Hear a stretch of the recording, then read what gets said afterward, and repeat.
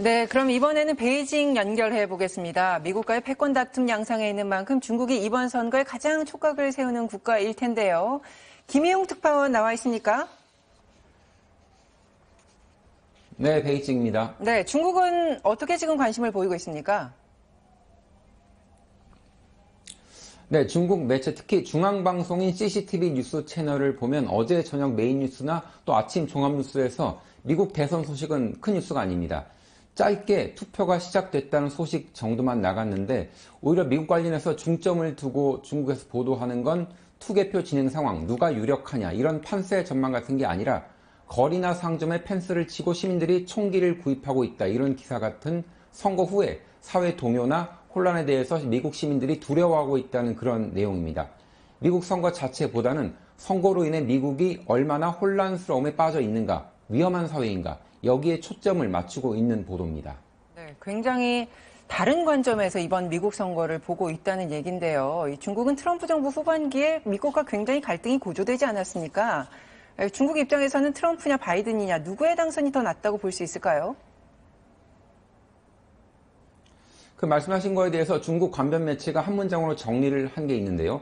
이번 선거는 트럼프냐 바이든이냐 둘 다 누가 더 중국의 강경한지를 놓고 경쟁을 하고 있는 선거다라는 겁니다. 중국은 미국 대선을 그저 하나의 이벤트, 쇼로 보고 있다. 누가 된다고 해서 양국 관계를 바로잡을 것이란 기대도 없다. 이런 보도도 있었습니다. 그런데 학자들이나 전문가들의 분석들을 좀 종합해 보면 그래도 당장의 갈등 완화 차원에서는 바이든이 낫다는 건데 트럼프가 된다면 대중국 관세 수위를 높이겠다고 압박하면서 통상 압력을 지속할 것이고 남은 재선 기간 동안 중국에 대한 직접적인 압박 공세가 더욱 강해질 것이란 예상 때문입니다. 반면 바이든은 트럼프와 달리 예측이 가능하다.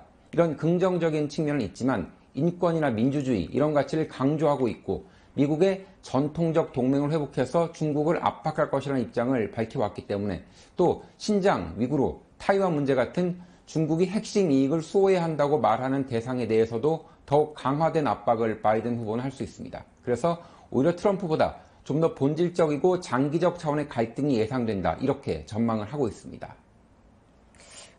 그러니까 결국 누가 돼도 별로 그렇게 희망적이진 않다. 이런 인식으로 볼 수 있네요. 네, 누가 되는 게 중요하지 않다. 이런 입장입니다. 그래서 미국 선거에 대한 관영 매체의 보도도 거의 없고 이는 곧 미국 선거보다 중국 스스로의 발전이 더 중요하다. 이런 메시지를 보내려는 차원으로 해석이 됩니다. 기본적으로 이제는 미중 양국의 패권 대결 양상이 불가피한 시대를 맞았다. 양국보도 이렇게 보고 있는 상황인데 미국의 새 대통령은 중국의 부상을 더 강력히 저지하려 할 거고 중국은 이런 미국의 압박을 극복해야 할 처지에 있습니다. 중국 자체 내수 시장을 키워서 경제를 성장시킨다. 또 과학기술 자립을 통해서 대규모 투자에 나선다. 이런 최근 중국이 발표한 계획도 사실상 미중 갈등의 본질인 기술 전쟁, 패권 전쟁을 준비하는 차원이겠습니다.